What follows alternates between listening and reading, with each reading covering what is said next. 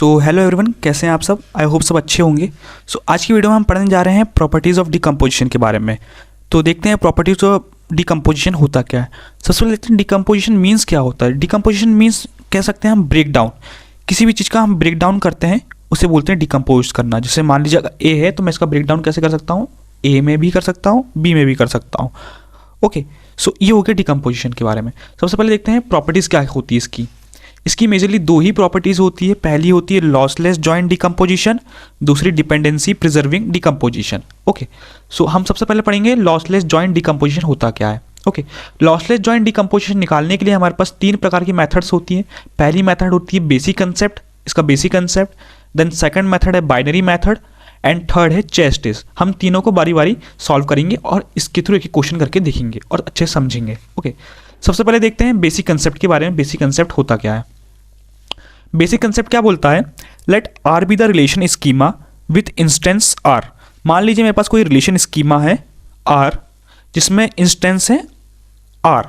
Instance means आपको याद होगा सेट ऑफ टपल्स को बोलते हैं instance. Okay, is decompose into sub relation R1, R2, R3 dash dash Rn with instance R1, R2, R3 dash dash Rn। मान लीजिए मेरे पास कोई रिलेशन स्कीमा था, उसको मैंने डिकम्पोज करा किस किस में, सब रिलेशन R1 में, सब रिलेशन R2, सब रिलेशन R3, और इन सब का खुद का भी कुछ इंस्टेंस होगा जो कि है R1, R2, R3।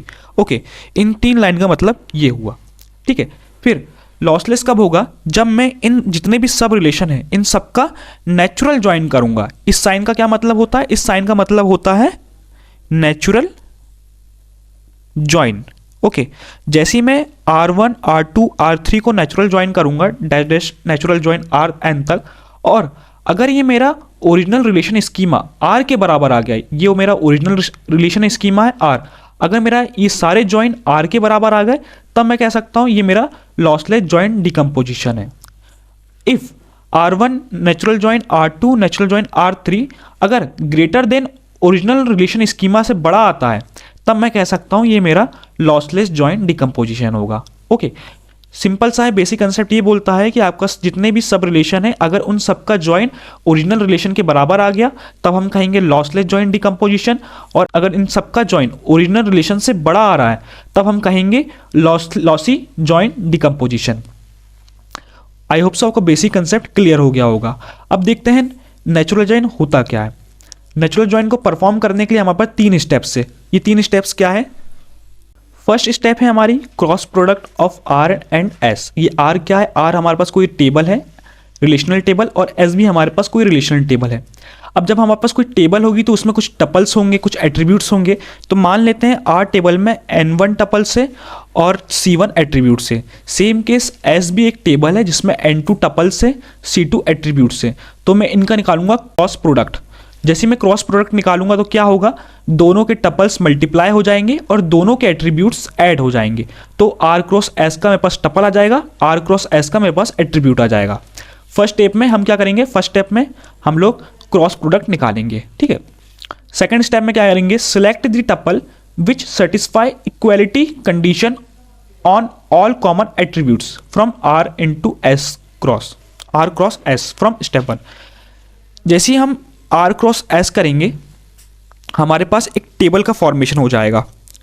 मान लीजिए एक सैंपल टेबल फॉर्म हो गई। इस टेबल में जितने भी टपल्स इक्वल हैं, मान लीजिए ये दो टपल्स इक्वल हैं, तो हम इन दोनों टपल को सिलेक्ट कर लेंगे। ओके, ये टपल T1 और ये टपल 2। अगर ये दोनों टपल्स इक्वल हैं, ये दोनों टपल्स इक्वल हैं, तब हम इन्हें सिलेक्ट कर लेंगे। ओके, कहाँ से, R क्रॉस S से। स्टेप 2 ये बोलता है, ठीक है, कि जो टपल्स इक्वल है उन्हें सिलेक्ट कर लीजिए। देन सिलेक्ट करने के बाद जितने भी डिस्टिंक्ट एट्रीब्यूट्स बच गए सबको प्रोजेक्ट कर लीजिए। ये होता है step number 3, projection of distinct attributes. Select करने के बाद जितने एट्रीब्यूट्स बच जाते हैं उन सबका प्रोजेक्शन कर दीजिए। ओके, सो ये हो गया हमारा नेचुरल ज्वाइन के सारे स्टेप। फर्स्ट स्टेप क्या बोलते हैं, हमें सबसे पहले क्रॉस प्रोडक्ट निकालना है। क्रॉस प्रोडक्ट निकालने के बाद उस क्रॉस प्रोडक्ट में जो टपल्स इक्वल है उन्हें सिलेक्ट कर लीजिए। देन उसके बाद जो बच जाते हैं उन्हें प्रोजेक्ट कर दीजिए। सिंपल सा स्टेप से। ओके, अब एक एग्जांपल की हेल्प से इन सभी स्टेप्स को देखते हैं और बेसिक कंसेप्ट से देखते हैं कि हम कैसे लॉसी लॉसलेस फाइंड आउट कर सकते हैं। ओके, ये देखिए आपके पास एक रिलेशन टेबल दी गई है और कहा गया है decompose into R1AB and R2AB, यानी इस टेबल को क्वेश्चन में डिकम्पोज करके दे दिया गया है। एक R1 में डिकम्पोज कर दिया गया है और R2 में डिकम्पोज कर दिया गया है, और फाइंड करने क्या बोल रहा है, find out the lossy lossless decomposition, बताना है कि यार लॉसी है या लॉसलेस डिकम्पोजिशन है।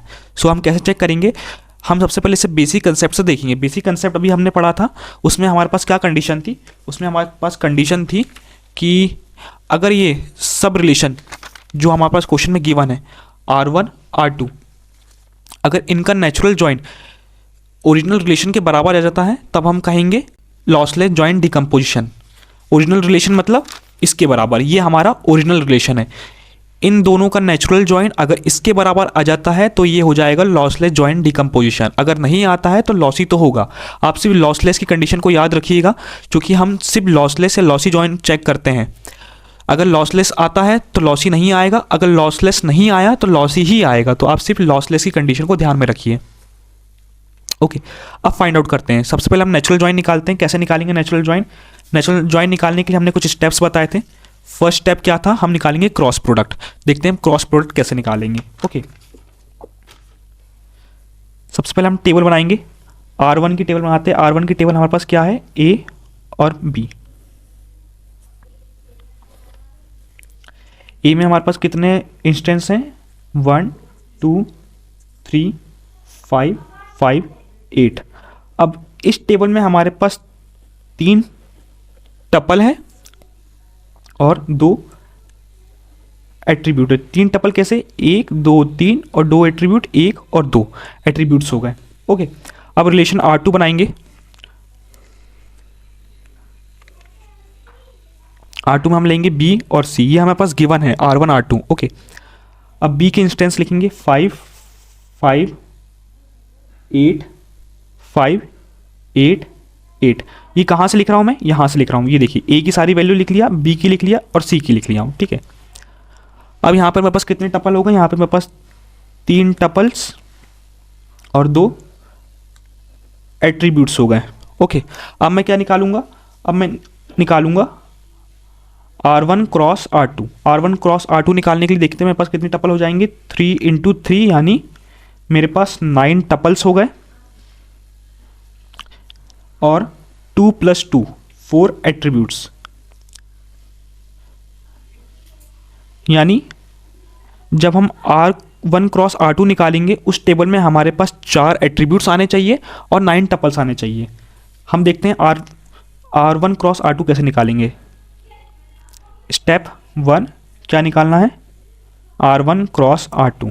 अच्छा, हमें इन दोनों का क्रॉस करना है तो हम क्या लिखेंगे, हम लिखेंगे यहाँ पे R1 A, R1 का A, R1 का A, R1 B, R1 का B, फिर लिखेंगे R2 का B, फिर लिखेंगे R2 का C। यहाँ लिखेंगे R2 का B, R2 का C। ओके, हमारे पास 4 एट्रीब्यूट्स हो गए। ये देखिए 4 एट्रीब्यूट्स हो गए। अब हम लिखेंगे 9 टपल्स। कैसे लिखेंगे, हम R1 क्रॉस R2 निकालेंगे। देखते हैं कैसे निकालेंगे। सबसे पहले जो R1 की जो फर्स्ट रो है उसका कॉम्बिनेशन बनाएंगे। पहला कॉम्बिनेशन हम बनाएंगे इसके साथ, देन इसके साथ, देन इसके साथ। देखते हैं कैसे। सबसे पहले हम लिखेंगे 1 5, ये 1 और 5, इसका पहला कॉम्बिनेशन किसके साथ है, 5 5 के साथ, 5 5। देन 1 5 का अगला कॉम्बिनेशन किसके साथ है, 5 8 के साथ, 1 5 5 8। देन 1 5 का अगला कॉम्बिनेशन किसके साथ है, 8 8 के साथ, तो हम लिखेंगे 1 5 8 8। सेम केस करेंगे हम लोग 2 और 5 वाली रो के साथ। इसके भी 3 कॉम्बिनेशन बनेंगे। कौन कौन से कॉम्बिनेशन, पहला कॉम्बिनेशन इसके साथ, दूसरा कॉम्बिनेशन इसके साथ, तीसरा कॉम्बिनेशन इसके साथ। देखिए कैसे। 2 5 का पहला कॉम्बिनेशन किसके साथ बना, 5 5 के साथ, 5 5। देन फिर 2 5 का दूसरा कॉम्बिनेशन किसके साथ बनेगा? 5 8 के साथ। 5 8 लिखिए। देन 2 5 का तीसरा कॉम्बिनेशन किसके साथ बनेगा? 8 8 के साथ। यहां लिखूंगा 2 5 8 8।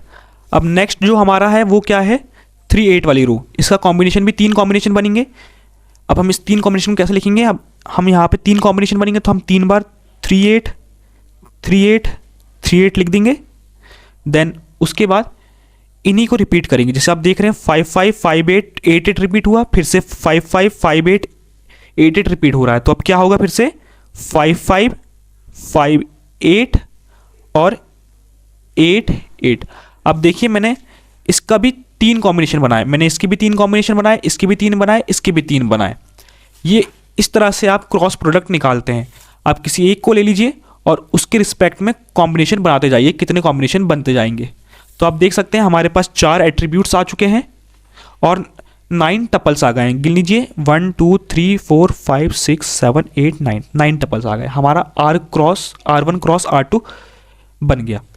ओके, अब सेकंड स्टेप देखते हैं। सेकंड स्टेप में हमारे पास क्या बोला जा रहा है? Select the tuple which satisfy equality condition on all common attributes from R cross S। देखिए कैसे हमारे पास R1 क्रॉस R2 की टेबल थी, इसमें से जो टपल्स इक्वल है उन्हें हमें ले लेना है। अब देखिए इक्वलिटी बिटवीन किन टपल्स के बीच में देखेंगे? जिनके एट्रीब्यूट्स इक्वल होंगे। एट्रीब्यूट्स इक्वल होंगे जैसे देखिए R1 टेबल में B भी है और R2 टेबल में भी B है, यानी ये दोनों एट्रीब्यूट्स इक्वल है, तब मैं इन दोनों के इक्वल टपल्स को भी ले लूँगा। मतलब अगर 2 टेबल है, दोनों टेबल में एट्रीब्यूट सेम होना चाहिए। पहले एट्रीब्यूट सेम देखिए, जो एट्रीब्यूट सेम है उनके टपल्स हमें ले लेना है। यहाँ देखिए R1 और R2 टेबल में B एट्रीब्यूट सेम है, तो मैं क्या करूँगा? R1 और R2 में B एट्रीब्यूट सेम है तो मैं इन दोनों एट्रीब्यूट्स के जो कॉमन टपल्स है उन्हें ले लूँगा। कॉमन टपल्स कौन कौन से हैं? ये देखिए, एक ये टपल कॉमन है और एक ये टपल कॉमन है, ये एक टपल कॉमन है, ये एक टपल कॉमन है, और कोई कॉमन है क्या? हाँ देखिए, लास्ट वाला टपल भी कॉमन है। ओके, ये मैंने कॉमन एट्रीब्यूट सेलेक्ट कर लिए है। ठीक है, ये हो गई स्टेप 2। अब मैं इसे लिख लूंगा स्टेप 2।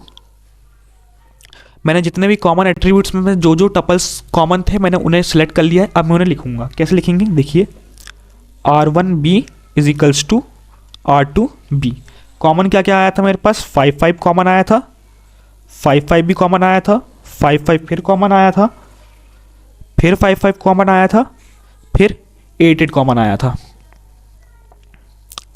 ये मैंने स्टेप 2 भी कंप्लीट कर लिया। अब उसके बाद स्टेप नंबर 3 मेरा क्या बोलता है? स्टेप 3 मेरा ये बोलता है कि प्रोजेक्शन ऑफ डिस्टिंक्ट एट्रीब्यूट्स। जितने भी डिस्टिंक्ट एट्रीब्यूट्स हैं उन सबका प्रोजेक्शन कर दो। ओके, अब ये करते हैं।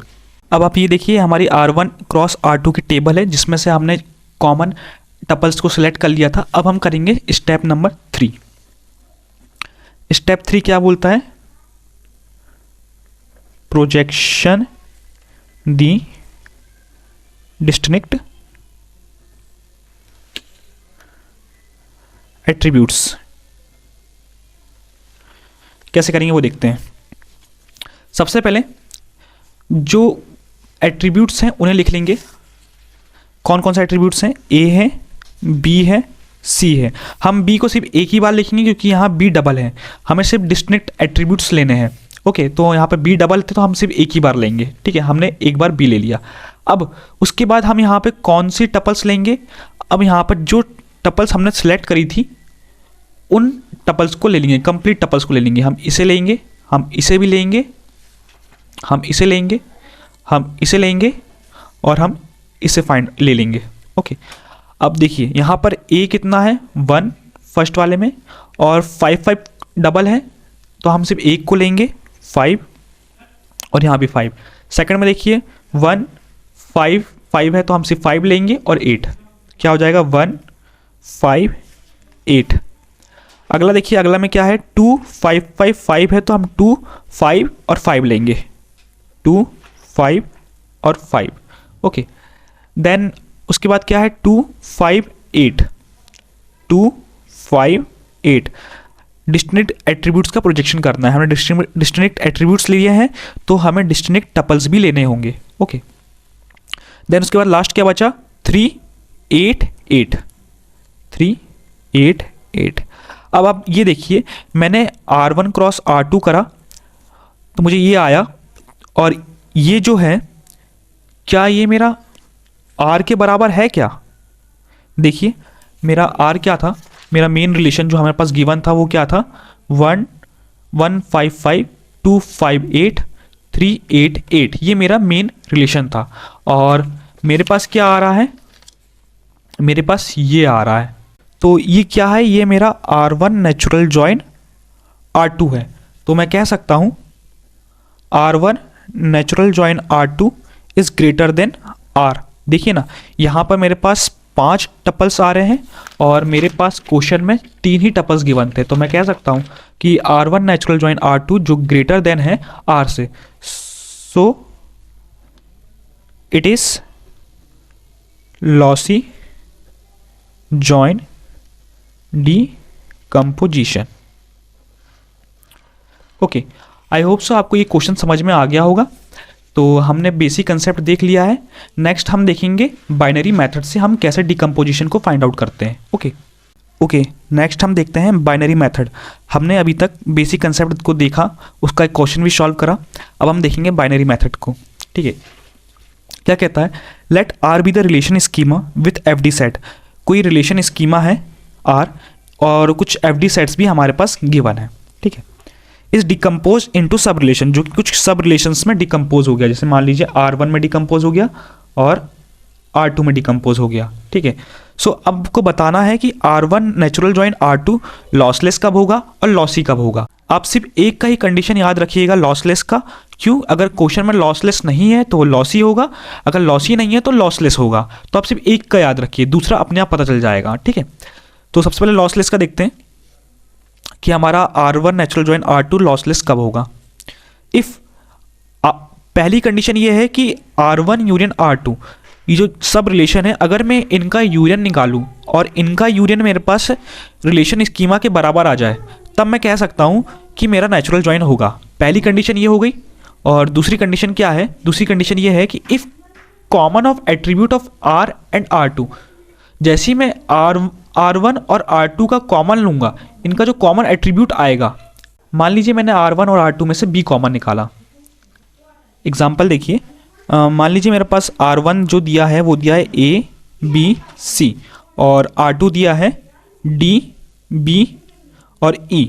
मैंने इन दोनों में से B को कॉमन निकाल लिया, और जैसे ही मैं अगर B का क्लोजर लूँगा, B के क्लोजर से अगर R1 आ जाता है या R2 आ जाता है, तब मैं कहूँगा कि मेरा लॉसलेस जॉइन होगा। सेकंड पॉइंट यही कहता है, if common of attribute of R1 and R2, जो R1 और R2 का कॉमन एट्रीब्यूट होगा, आइदर अ सुपर की ऑफ R1, या तो वो R1 का सुपर की हो या सुपर की ऑफ R2। अगर वो R1 का सुपर की होगा या R2 का सुपर की हुआ, तब हम कहेंगे कि वो लॉसलेस जॉइन डिकम्पोजिशन होगा। मतलब R1 इंटरसेक्शन R2, इनका जो कॉमन एट्रीब्यूट होगा, अगर मैं उसका क्लोजर निकालूंगा तो अगर वो R1 के बराबर आ जाए या R2 के बराबर आ जाए, उस केस में हम बोलूंगा लॉसलेस जॉइंट डिकम्पोजिशन। दो कंडीशन को फुलफिल करना चाहिए। पहली कंडीशन कौन सी, R1 यूनियन R2 जो नेचुरल जॉइंट के बराबर होना चाहिए, और सब रिलेशन का अगर मैं कॉमन एट्रीब्यूट निकालूंगा और वो सुपर की निकलता है किसी का भी, तो मैं उसे कहूँगा लॉसलेस जॉइंट डिकम्पोजिशन। ओके, इसे हम एक क्वेश्चन की हेल्प से समझते हैं और अच्छे से समझ में आएगा। मेरा R1 natural joint R2 lossy तब होगा जब if common attribute of R1 and R2, जैसे ही मैं R1 और R2 का कॉमन एट्रीब्यूट निकालूँ, वो ना तो सुपर की हो R1 का और ना ही सुपर की हो R2 की, नाइदर अ सुपर की of R1 and nor a super की ऑफ R2। ओके, उस केस में हम बोलेंगे कि वो लॉसी जॉइन है। इसे हम एक एग्जाम्पल की मदद से समझते हैं और अच्छे से समझ में आ जाएगा। इस क्वेश्चन को देखिए, इस क्वेश्चन में हमें क्या बोला गया है, हमें एक रिलेशन स्कीमा दिया गया है और कुछ एफडी के सेट्स दिए गए हैं और बोल दिया गया है decompose into R1 and R2। इस टेबल को R1 और R2 में डिकम्पोज कर दिया गया है और बोला गया है चेक इट इज लॉसी और लॉसलेस। बताना है कि ये लॉसी जॉइन है या लॉसलेस जॉइन है। चेक करते हैं। हमारी पहली कंडीशन क्या थी? हमारी पहली कंडीशन ये बोलती थी कि सबसे पहले हम क्या चेक करेंगे, हम R1 यूनियन R2 चेक करेंगे। अगर ये इसके बराबर है तब हम बोलेंगे लॉसलेस की कंडीशन होगी। चेक करते हैं। सबसे पहले लिखेंगे R1 क्या है, A B C E, इसका यूनियन निकालेंगे R2 के साथ जो कि होगा D E F G। इसका जैसे मैंने यूनियन निकाला ये मेरा देखिए R के बराबर आ गया, A B C E D F G। आप चेक कर सकते हैं ये और ये देखिए सब बराबर है, तो मैं कह सकता हूँ मेरी पहली कंडीशन तो सेटिस्फाई हो गई। सेकंड कंडीशन क्या बोलती है? सेकंड कंडीशन ये बोलती है कि दोनों R1 और R2 को कॉमन निकालो, दोनों में से जो एट्रीब्यूट्स कॉमन है उसे निकालिए और चेक करिए क्या वो किसी का सुपर की है या नहीं है। ठीक है, चेक करते हैं। सबसे पहले हम दोनों का कॉमन निकालेंगे। हम कॉमन कैसे निकालेंगे? हम लिखेंगे R1 A B C E intersection R2 D E F G। अब देखो दोनों में कॉमन क्या है? दोनों में जो कॉमन है वो है E। जैसे देखिए यहाँ भी E है, यहाँ भी E है, दोनों में E कॉमन है। अब मैं क्या करूँगा, E का क्लोजर निकालूंगा और चेक करूँगा क्या E R1 का सुपर की है या R2 का सुपर की है। अगर किसी एक का भी सुपर की हुआ तब मैं बोल सकता हूँ कि मेरा ये जो डिकम्पोजिशन है ये मेरा लॉसलेस जॉइंट डिकम्पोजिशन है, और अगर एक का भी सुपर की नहीं हुआ तो मैं बोलूँगा ये लॉसी जॉइंट डिकम्पोजिशन है। चेक करते हैं। मैं E का क्लोजर निकालूंगा। E के क्लोजर से क्या आएगा? देखिए कुछ आ सकता है क्या? नहीं, सिर्फ E के क्लोजर से E आएगा। तो क्या E किसी का सुपर की है? नहीं। क्या मैंने E के एट्रीब्यूट से किसी रिलेशन को एक्सेस कर पा रहा हूँ इन दोनों में से? नहीं। तो मैं कह सकता हूँ E का क्लोजर मेरा सुपर की नहीं है। सो मैं लिखूंगा नॉट अ सुपर की of R1 and R2। So it is lossy joint decomposition. Okay, एक और क्वेश्चन देखते हैं। ओके, नेक्स्ट क्वेश्चन देखते हैं। इस क्वेश्चन में हमें पूछा जा रहा है कि लॉसी होगा कि लॉसलेस होगा, वो बताइए। अब सबसे पहली कंडीशन क्या थी कि कॉमन निकाल लीजिए इन दोनों डिकम्पोजिशन के बीच में। सबसे पहले हम R1 लेंगे। R1 हमारे पास क्या दिया है? A B C D E। इसका यूनियन लेंगे R2 के साथ। R2 हमारे पास क्या दिया है? B E F G। जैसे ही मैं दोनों का यूनियन लूँगा तो मुझे मिल जाएगा कि relation A B C D E F G। अब देखिए ये रिलेशन और ये रिलेशन दोनों इक्वल हैं। हाँ, तो हम कह सकते हैं कि लॉसलेस होने की पहली कंडीशन सेटिस्फाई हो गई। सेकंड कंडीशन क्या थी कि हम R1 A B C D E इसका इंटरसेक्शन निकालेंगे R2 के साथ, यानी कॉमन निकालेंगे B E F G। तो हमारे पास कॉमन क्या आ जाएगा? इस केस में हमारे पास B और E कॉमन आ जाएगा। क्या आ जाएगा? B और E। कैसे? यहाँ भी B है, यहाँ भी B है, यहाँ भी E है, यहाँ भी E है, और कुछ कॉमन आएगा? नहीं। अब हम क्या निकालेंगे? अब हम B E का क्लोजर निकालेंगे। सुपर की का कंसेप्ट आपको याद होगा, ऐसा क्लोजर जिससे आप पूरे रिलेशन के एट्रीब्यूट को एक्सेस कर सकते हो उसे सुपर की कहते थे। ओके, आई होप सो आपको याद होगा, हमने लास्ट वीडियो में सीखा था। अब देखिए हम B का क्लोजर निकालेंगे। तो कैसे निकालेंगे? सबसे पहले हम लिखेंगे BE। क्या BE से कुछ कनेक्टेड है क्या? नहीं, BE से कुछ भी कनेक्टेड नहीं है, तो हम कह सकते हैं नॉट अ सुपर की ऑफ R1 एंड R2। ये ना ही R1 का सुपर की है और ना ही R2 का सुपर की है। यानी सुपर की मीन्स मतलब इस BE के क्लोजर से ना तो हम R1 के एट्रीब्यूट को एक्सेस कर पा रहे हैं, BE के क्लोजर से ना हम R2 के रिलेशन को एक्सेस कर पा रहे हैं। तो हम कह सकते हैं नॉट अ सुपर की of R1 and R2। So it is lossy joint decomposition. Okay, I hope तो समझ में आया होगा। एक और क्वेश्चन देखते हैं, लास्ट क्वेश्चन देखते हैं। इस क्वेश्चन में भी हमें लॉसी लॉसलेस चेक करनी है। तो सबसे पहली कंडीशन क्या होती है कि हम R1 और R2 का यूनियन ले लेते हैं।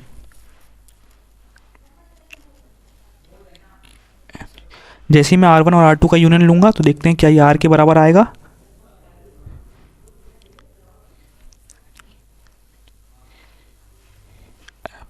हाँ, देखिए ये R के बराबर आ गया, यानी लॉसलेस होने की पहली कंडीशन सेटिस्फाई हो गई। ओके, सेकंड कंडीशन क्या बोलती है कि हम इन दोनों का इंटरसेक्शन लेते हैं, यानी इन दोनों के कॉमन एट्रीब्यूट्स को फाइंड आउट करते हैं। दोनों में कौन सा एट्रीब्यूट कॉमन है? अब देखिएगा C कॉमन है। कैसे? देखिए यहाँ भी C है, यहाँ भी C है, दोनों में C कॉमन है। अब हम क्या करेंगे? C का क्लोजर निकालेंगे। जैसे मैं C का क्लोजर निकालूंगा बस क्या आ जाएगा? C से D, C से D और D से क्या आ गया? E F G, E F G। अब देखिए मेरे पास क्या है? C D E F G। क्या चेक करिए, क्या ये किसी का सुपर की है? क्या मैं इस एट्रीब्यूट से किसी रिलेशन को एक्सेस कर पा रहा हूँ? हाँ, ये देखिए R2 में क्या है मेरे पास? C E F G और यहाँ भी मेरे पास C E F G है। तो मैं कह सकता हूँ C is a super key of R2, so it is lossless join decomposition। Okay, I hope so आपको इस क्वेश्चन को समझ में आ गया होगा, आपको लॉसलेस और लॉसी का कंसेप्ट भी क्लियर हो गया होगा। हमने बाइनरी मेथड को भी देखा, हमने बेसिक कंसेप्ट भी देखा। नेक्स्ट जो मेथड है वो है चेस टेस्ट, लास्ट मेथड। देखते हैं कैसे करते हैं। In chase test we create a matrix in which column represent the attributes. जो कॉलम्स होते हैं वो एट्रीब्यूट्स होते हैं, एंड टपल्स रिप्रेजेंट दी सब रिलेशन। जो टपल्स होते हैं वो सब रिलेशन को रिप्रेजेंट करते हैं। मतलब चेस टेस्ट में एक मैट्रिक्स का फॉर्मेशन होता है। मैट्रिक्स मतलब कुछ इस टाइप की। ये देखिए यहाँ पे कुछ एट्रीब्यूट्स होते हैं, मान लीजिए एक्स और वाई मेरे एट्रीब्यूट्स है और कुछ टपल्स होंगे। कुछ इस टाइप्स के हमारे मैट्रिक्स क्रिएट होता है। ये मैट्रिक्स और बड़ा भी हो सकता है और इसकी लेंथ और विड्थ भी बड़ी हो सकती है। ओके, कुछ इस टाइप की मैट्रिक्स क्रिएट होती है। ठीक है, हमें करना क्या होता है? Fill all the cells. हमें इन पूरे सेल्स को फिल करना रहता है। हमारी कोशिश ये होती है कि हम सभी सेल को फिल करें रो वाइज, किसी एक रो को फिल कर दे completely. Okay, fill all the cell entities value with any variable. किसी भी एक वेरिएबल से हम इसे फिल कर सकते हैं। हम इसमें एज्यूम करेंगे कि हम इसे ए से फिल करेंगे। ठीक है, आप कुछ और भी एज्यूम कर सकते हैं बट ए से फिल करिएगा आप भी।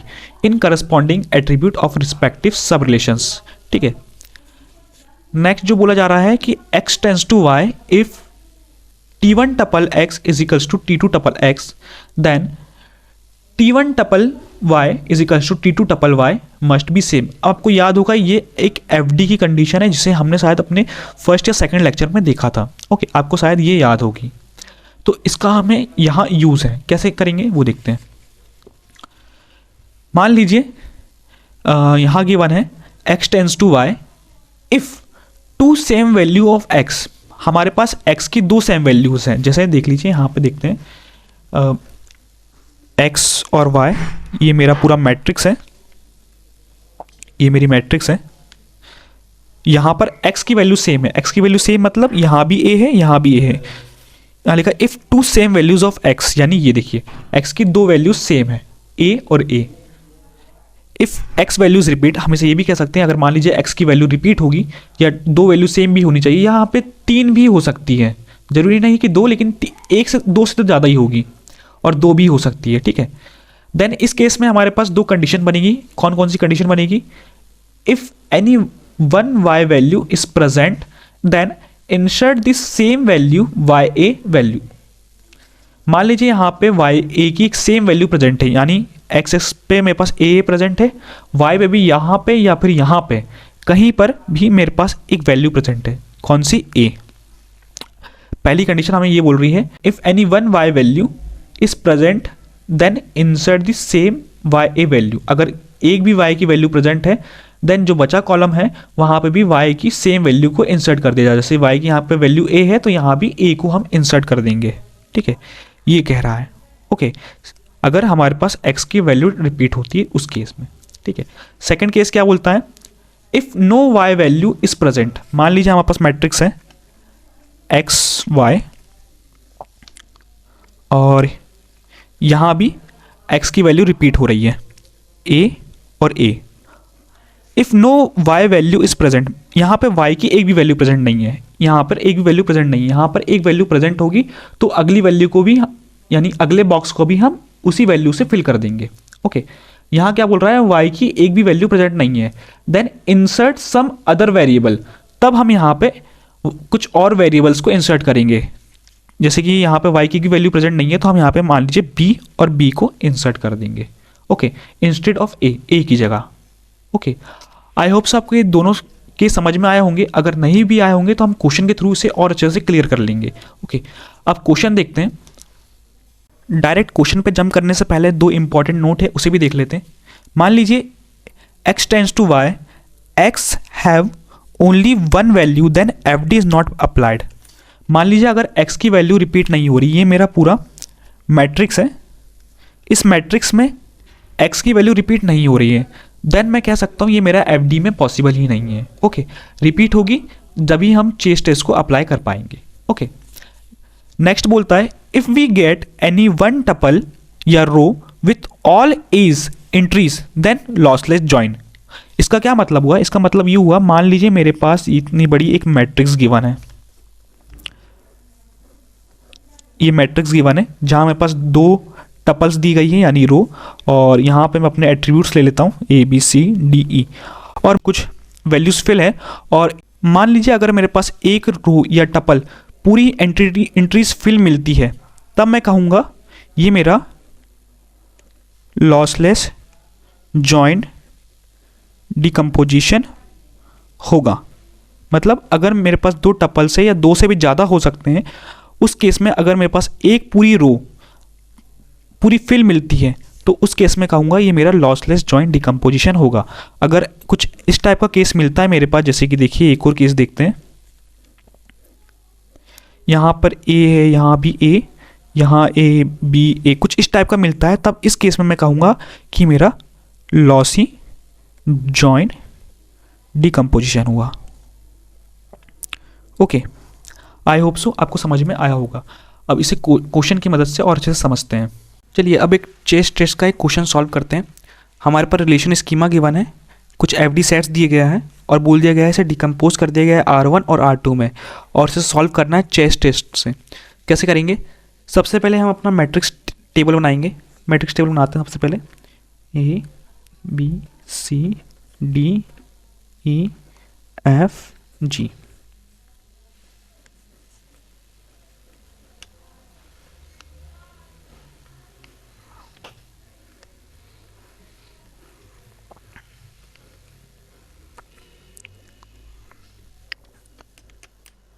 ये हमने अपना मैट्रिक्स टेबल बना लिया है, जिसमें जितने भी एट्रीब्यूट्स हैं वो सारे कॉलम्स बन गए, और जो हमारी रोज या टपल्स हैं वो है R1 A B C D और R2 D E F G। सबसे पहले जो जो एट्रीब्यूट्स प्रेजेंट हैं वहाँ पर A लिख दीजिए। जैसे कि देखिए हमारे पास R1 में A प्रेजेंट है, B भी प्रेजेंट है, C भी प्रेजेंट है, डी भी प्रेजेंट है। क्या ई प्रेजेंट है? नहीं। क्या एफ प्रेजेंट है? नहीं। एफ है क्या? नहीं। जी है क्या? नहीं। नेक्स्ट नीचे देखिए R2 में क्या ए प्रेजेंट है? नहीं। बी नहीं। सी नहीं।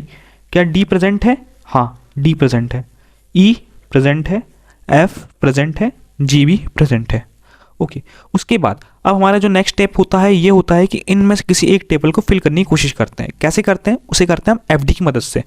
आपको एक कंसेप्ट याद रखना पड़ेगा, मैंने आपको बताया था कि मेरा एक्स वाई मान लीजिए एक मैट्रिक्स है, अगर मेरी एक्स की वैल्यू रिपीट हो रही है और वाई की भी अगर कोई एक आध वैल्यू हमारे पास प्रेजेंट है, तो जो अगला बॉक्स होगा उसे भी हम वाई की सेम वैल्यू से फिल करते हैं।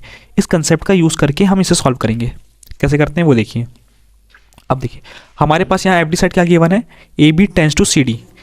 ए बी, ये ए और बी है, A B tends to C D, यानी इस ए बी को मैं एक्स मान लेता हूँ और इस सी डी को मैं वाई मान लेता हूँ।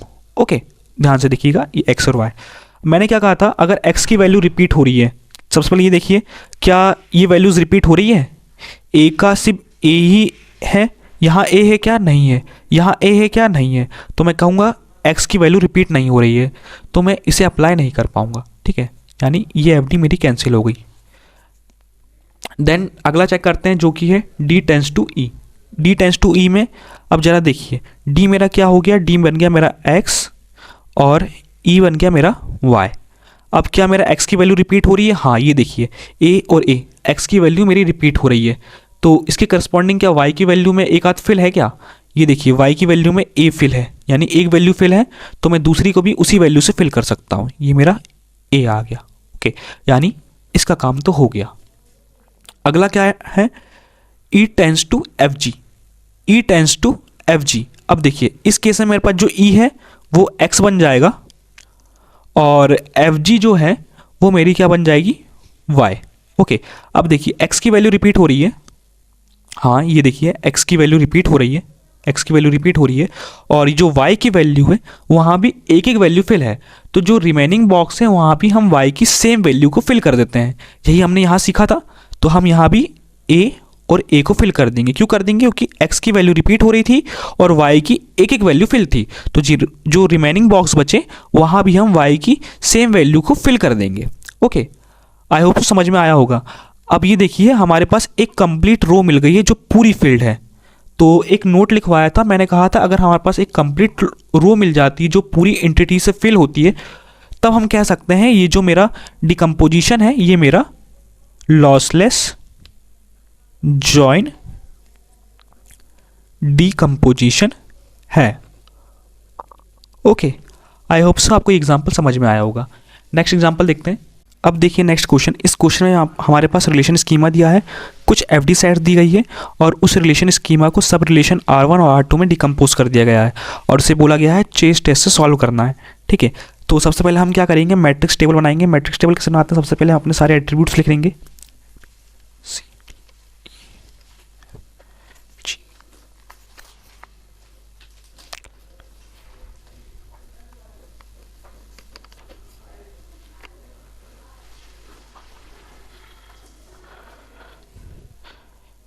सारे एट्रीब्यूट्स मेरे कॉलम बन जाएंगे और जो मेरा डिकम्पोजिशन है वो मेरा रो या टपल बन जाएगा।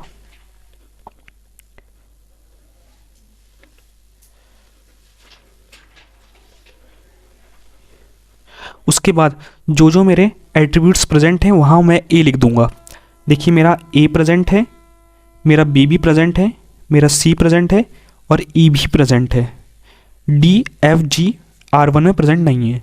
R2 में देखिए R2 में क्या ए प्रेजेंट है, नहीं, बी प्रेजेंट है, नहीं, सी नहीं, डी नहीं, ई हाँ ई प्रेजेंट है, एफ प्रेजेंट है, हाँ एफ भी प्रेजेंट है, क्या मेरा जी प्रेजेंट है, हाँ जी भी प्रेजेंट है, ओके।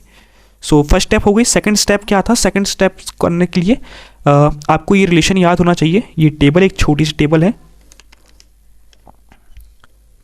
कि अगर x की वैल्यू रिपीट हो रही है और y की अगर एक आध वैल्यू हमारे पास है तो जो अगला बॉक्स है उसे भी हम y की सेम वैल्यू से फिल कर सकते हैं, ओके। इस रिलेशन का यूज़ करते हैं। हम देखेंगे एफ डी सेट में, एफ डी सेट में क्या लिखा है, ए बी टेंस टू सी। अब यहाँ देखिए ए बी से सी, यानी जो मेरा ए बी है वो फिलहाल x बन गया है और जो c है वो मेरा y बन गया है। क्या x की वैल्यू रिपीट हो रही है, नहीं, यहाँ a और a सिर्फ एक बार है, यहाँ भी होता तब कहेंगे कि रिपीट हो रही है, अभी रिपीट नहीं हो रही है, तो इस केस में मैं इसे फिल नहीं कर पाऊँगा, ओके। देन इसका काम तो हो गया, इसका यूज़ नहीं कर पाएंगे। c से d देखते हैं, c टेंस टू d। अब देखो इस केस में जो मेरा c है वो x बन जाएगा और जो मेरा d है वो बन जाएगा y, ओके। c से d देखें तो c से d में भी देखिए a सिर्फ एक बार है, रिपीट हुआ क्या, नहीं। जब रिपीट भी नहीं हो रहा है और y की एक भी वैल्यू प्रेजेंट नहीं है तो मैं ये कंडीशन को अप्लाई नहीं कर पाऊंगा, ओके।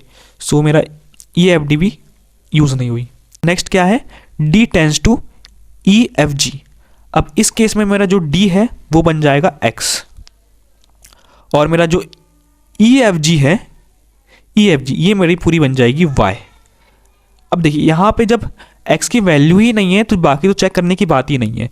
सो हम इस केस में कह सकते हैं हमारी एक भी रो फिल नहीं हो पाई, एक भी रो फिल हुई क्या, नहीं हो पाई। सो ऐसा लिखिए, not getting a tuple with all a entries, so it is lossy join. Answer. I hope so आपको ये क्वेश्चन समझ में आया होगा। नेक्स्ट क्वेश्चन देखते हैं। नेक्स्ट क्वेश्चन देखिए, इस क्वेश्चन में हमारे पास रिलेशन स्कीमा गिवन है और हमें एफ डी सेट्स भी दिया गया है और बोल दिया गया है decompose into R1 R2 and R3। इस बार हमारे पास 3 टपल्स हैं बाय चेस टेस्ट। ठीक है, कैसे करेंगे? सबसे पहले फर्स्ट स्टेप हमारा मैट्रिक्स टेबल।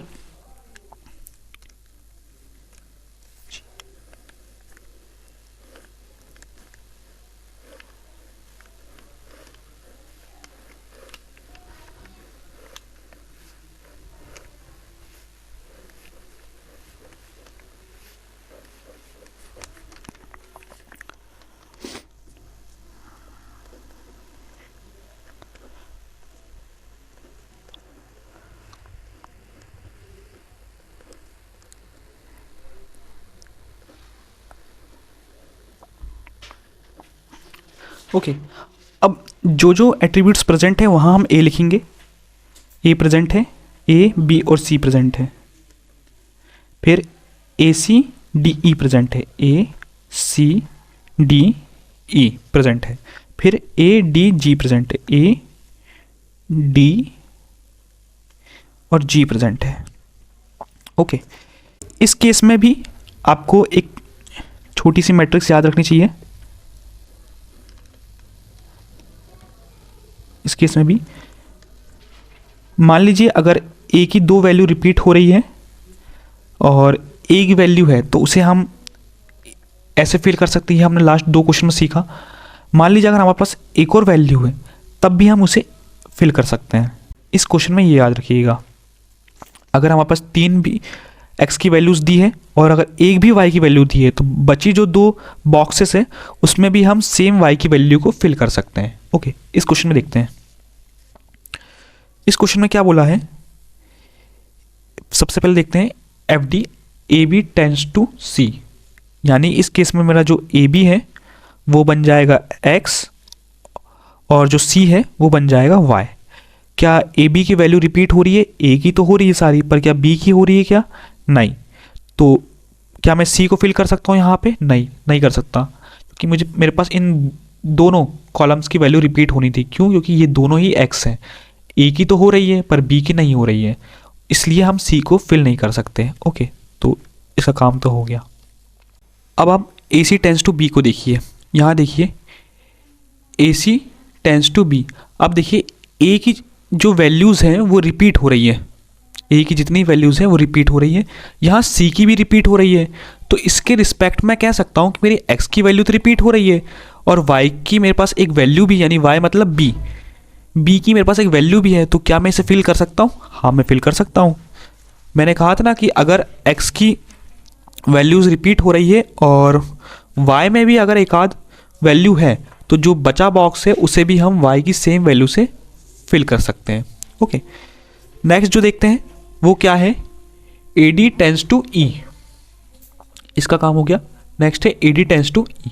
चेक करते हैं ए से डी। अब देखिए ए में तो वैल्यूज़ रिपीट हो रही है, डी में भी रिपीट हो रही है, डी में भी रिपीट हो रही है। ये देखिए 2 वैल्यू रिपीट होगी ना, तो क्या मैं ई को फिल कर सकता हूँ? हाँ, ये देखिए ई में भी एक वैल्यूज़ है, तो ये कंडीशन फुलफिल हो रही है मेरी एक्स और वाई वाली। तो मैं यहाँ ई में भी एक बॉक्स को फिल कर सकता हूँ। मैं कौन से बॉक्स को फिल करूँगा? आप कोई से भी बॉक्स को फिल कर सकते हैं। मैंने ऊपर वाले को फिल कर दिया, मेरी ये कंडीशन भी फुलफिल हो गई। नेक्स्ट क्या है, बी टेंस टू डी। अब बी टेंस टू डी देखिए, बी में मेरे पास वैल्यू रिपीट हो रही है और डी में भी रिपीट हो रही है, तो क्या मैं इस बॉक्स को भर सकता हूँ? हाँ, मैं भर सकता हूँ। मेरी कंडीशन फुलफिल हो रही है। ठीक है, अब जो नेक्स्ट है वो देखिए, वो क्या है, बी सी टेंस टू ए। अब यहाँ देखिए बी सी में भी वैल्यूज रिपीट हो रही है ना। हाँ, देखिए बी की भी वैल्यू रिपीट हो रही है, सी में भी ए रिपीट हो रहा है।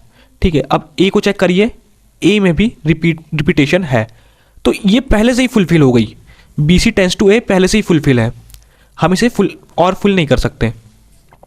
ठीक है, अब जो नेक्स्ट है वो देखिए E tends to G, E tends to G. अब यहाँ देखिए ई की वैल्यू रिपीट हो रही है और जी में भी एक वैल्यू पहले से प्रेजेंट है, तो मैं क्या कह सकता हूँ, क्या मैं इस बॉक्स को ए से भर सकता हूँ? हाँ, मैं इस बॉक्स को ए से भर सकता हूँ। ये कंडीशन मेरी फुलफिल हो रही है कि एक्स की वैल्यू रिपीट हो रही है और वाई में भी अगर एक आध वैल्यू प्रेजेंट है तो सेम वैल्यू को हम और भी बॉक्सेस में लिख सकते हैं। सेम केस यहाँ भी हुआ था, ई टेंस टू जी में ई की वैल्यूज़ रिपीट हो रही है और जी में भी ए पहले से प्रेजेंट था, तो जो बचा बॉक्स है वहाँ पे भी हम ए को फिल कर सकते हैं। ओके, सो अब देख रहे होंगे कि हमारे पास एक रो मिल गई है जो पूरी तरह से फिल है, तो हम कह सकते हैं